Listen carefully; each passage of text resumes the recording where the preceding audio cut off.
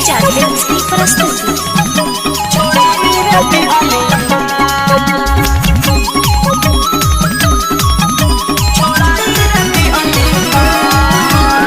Music by Shankar Singh.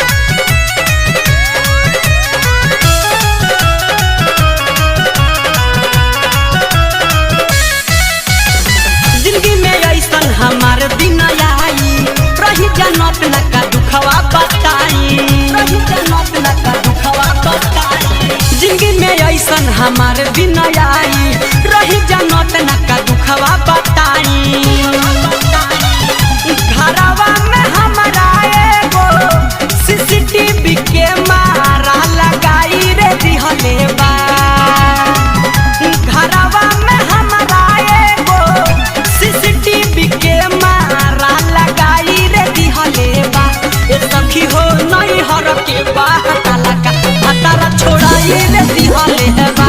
ए सखी हो नहीं हर के साथ लगा हतारा छोड़ाई रे दिहले बा।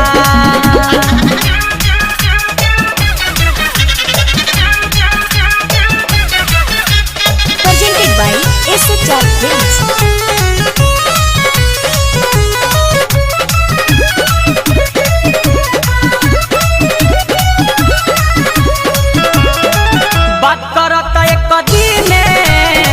हमके ऊ पकड़ ले बा देवरा नतिया सैया के कनवा हमारा भर ले बा।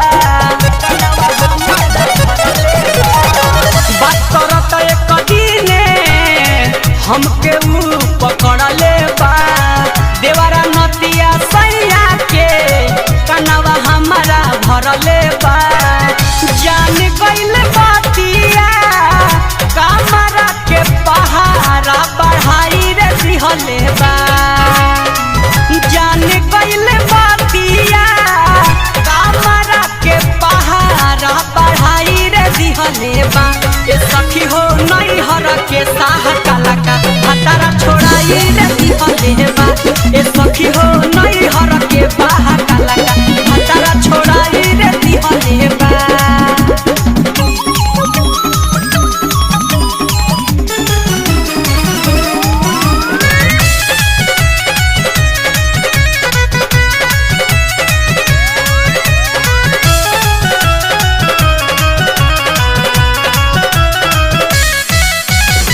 भइल घर भर दुश्मन जब से पोलई खुलल बा।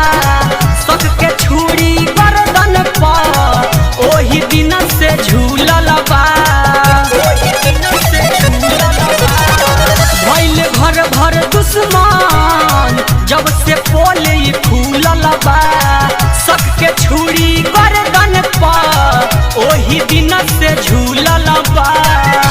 चंचल देश के नंबर हमारा मोबाइल से उड़ाई रे दिहले बा। अपन देश के नंबर हमारा मोबाइल से उड़ाई रे दिहले बा। ए सखी हो नहीं हर के बात लगा हतारा छोड़ाई रे दिहले बा। ए सखी हो नहीं हर के बात लगा हतारा छोड़ाई रे दिहले बा।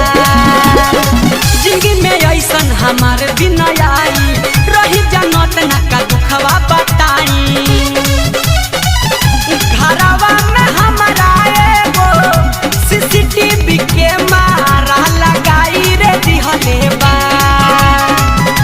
घरवा में हमारा एगो सीसीटीवी के मारा लगाई रे दिहले बा। ए सखी हो नहीं हर के बात लगा हतारा छोड़ाई रे दिहले बा। ए सखी हो